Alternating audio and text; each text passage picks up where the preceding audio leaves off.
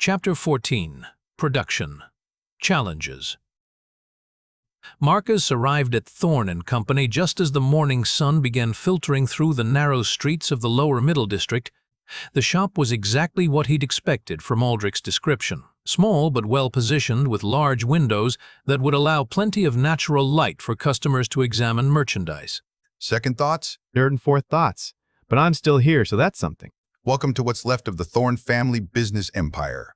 Marcus looked around, taking in the details. The shop was small but clean and organized.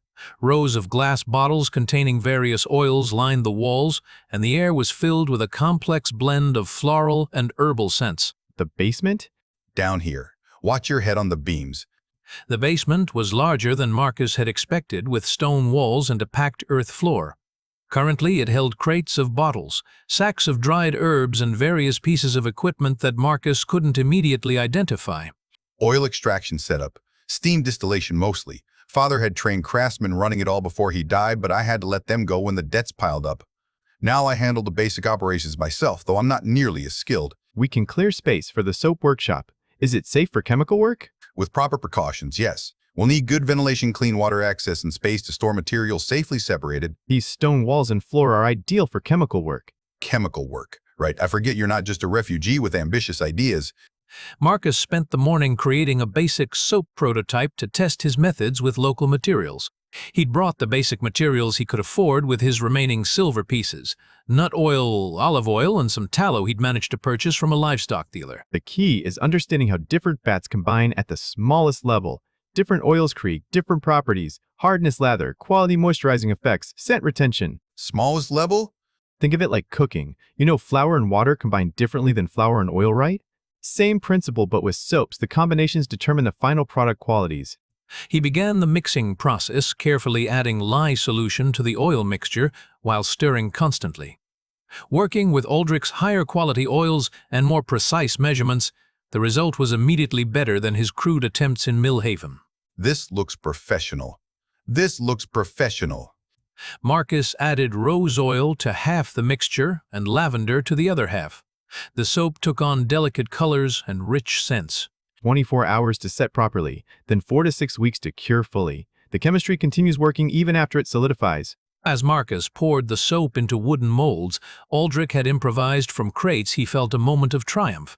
He turned to show Aldrich the smooth pour technique and promptly caught his elbow on an overhead beam, sending soap mixture splattering across the basement floor. Well, at least now we know the basement floor needs better lighting. I'm usually more coordinated than this. Are you? Because I'm starting to wonder if coordination might not be your strongest skill. I'm a thinker, not a graceful person. This is why I prefer working with ideas instead of my hands. Unfortunately, business requires both. Next time, maybe announce when you're planning to turn around suddenly. Despite the mishap, they'd successfully created 2 different soap varieties, and the remaining mixture had set beautifully in the molds. Marcus felt cautiously optimistic as they covered the workshop area and headed upstairs. Since we must wait for lye delivery, we should begin your reading lessons. If you're going to be my business partner, you need to understand contracts, correspondence, and inventory records. He produced a slim book from one of the crates, a basic primer on Valdrian commercial writing. Marcus opened it and felt overwhelmed. The formal script was nothing like the simple letters he'd learned in the village. This is going to take longer than I thought. Most people spend years learning to read and write properly. The fact that you can read basic text puts you ahead of many merchants. But formal script? This single symbol can represent different concepts depending on how many flourishes it has and what other characters surround it. Start with these basic commercial terms: contract, payment, delivery, quality, quantity. Once you can recognize and write those consistently, we'll move on to more complex concepts. For the next 2 hours, Marcus practiced copying characters while Aldrich worked on oil inventory. The process was frustratingly slow. Marcus's hand wasn't used to the flowing motions required for proper script, and he kept making characters too angular or missing essential flourishes. Like this. The brush should flow, not scratch. How did you learn to write this well? Private tutors from age 5. Advantage of being born noble even if the family fortune was already disappearing. My father insisted on proper education even when we couldn't afford proper meals. Let's break from writing. Show me more about soap chemistry. Marcus felt relief as they returned to practical work. He explained the saponification process, demonstrated proper temperature control, and showed Aldrich how different oil combinations would create products with distinct characteristics. The key is consistency. Every batch needs to be identical in quality, appearance, and scent. That's what separates professional goods from amateur attempts. Most of our income comes from bulk sales to perfumers and apothecaries, but we also do custom blending for wealthy customers who want specific scents for personal use.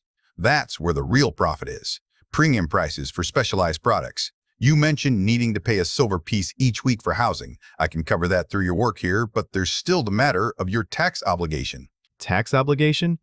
All residents of Drachmore, even refugees, pay weekly taxes to support the war effort. Since you're not employed in an official capacity, you'll be assessed as an independent worker. Probably another silver piece per week. How am I supposed to earn that much when I'm working here during the day? Night work. There are people who need labor after sunset. Warehouse work, cleaning large buildings, moving goods from carts to storage. It's hard work, but it pays quickly.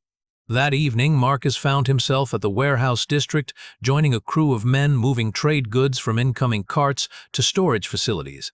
The work was exactly as advertised, hard, dirty, and tiring. But it paid a copper piece per hour, and Marcus calculated he could earn his silver piece with 2 nights of work per week. New fellow? Just arrived in the city. Refugee? Yes. Hard times for everyone, but good that you're willing to work for your keep.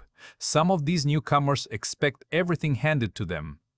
Around him, the conversation of the work crew painted a picture of a city under strain. Food prices were rising, housing was scarce, and everyone was feeling the pressure of supporting the massive refugee population while preparing for war. By the time he finished his shift and made his way back to Building 47, Marcus was exhausted. His muscles ached from unaccustomed labor. His hands were stained with warehouse grime, and his mind was spinning with everything he'd learned about his new life.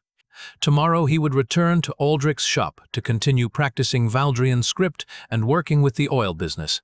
His soap was curing in the basement, slowly undergoing the chemical processes that would determine whether his business plan had any hope of success. 6 weeks to prove himself.